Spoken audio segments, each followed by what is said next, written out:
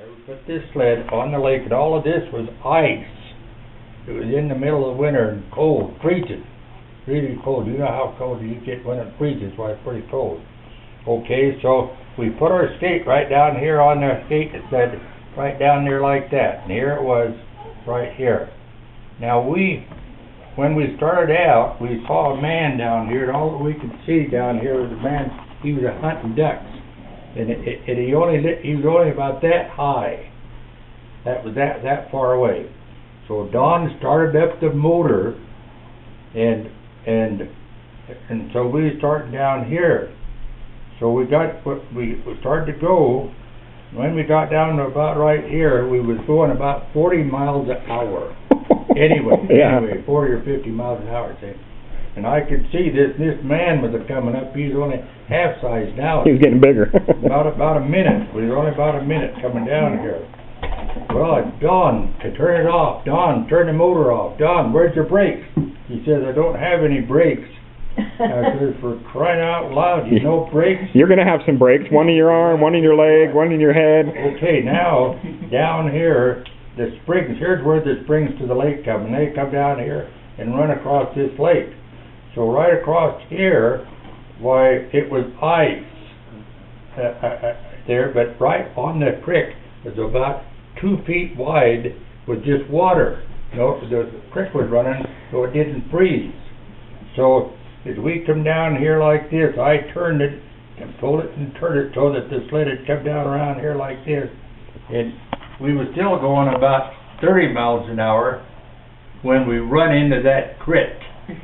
And all that could happen was that the front running gears drove down into the creek underneath the ice, and both Dawn and I slid right off of here and right on over. Now the front gear, the front gear of it went in underneath the ice, so we just slid off and slid onto the ice, and so we slid then 50 feet right along here on the ice, just on our stomachs, just slid on our stomachs on, grabbing and whatever. And finally we stopped and we come back, okay, and I was already pretty wet, but anyway, we had to get our sled out, our skate sled.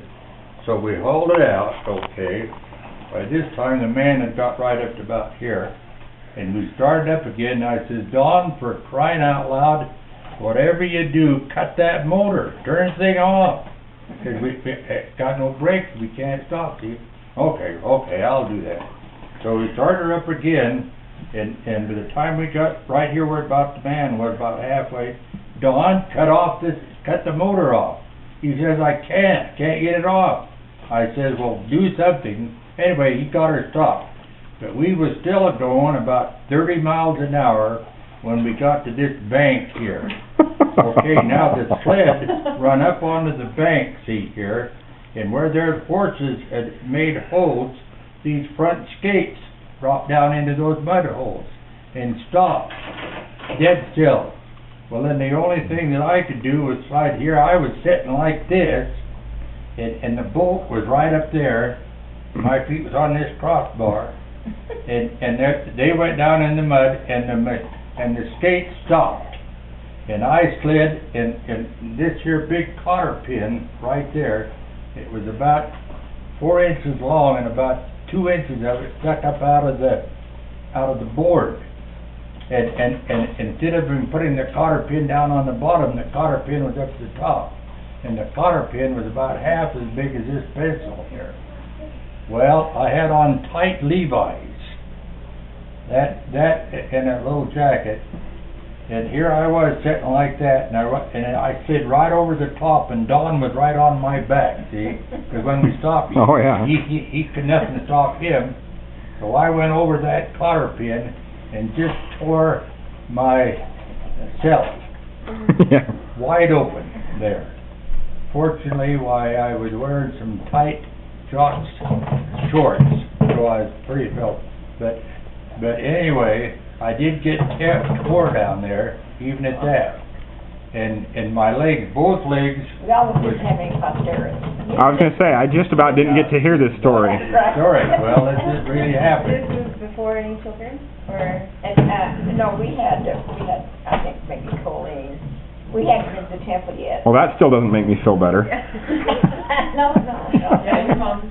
Anyway, we got back in the truck and had an old coat there that I put on and wrapped around me, and Actually, it was Eileen's good camel hair coat. And I don't know how it got there, but anyway, I put it on. But I was just Well, yeah. a mass of blood, but all down here had frozen. They had nothing to wipe me off, and so I walked in to Mom, and anyway. One of the many times where he's walked in, you say, what do I do? Yes, she's been here. So when I make one of those, I should make sure that it's a carriage bolt with a round head that's just smooth on top. Right. That's right. All right. But that was, All right. Who says I can't be taught? A bracelet is nice, too. Well, yeah. anyway, that really happened, that was the way it was. But anyway.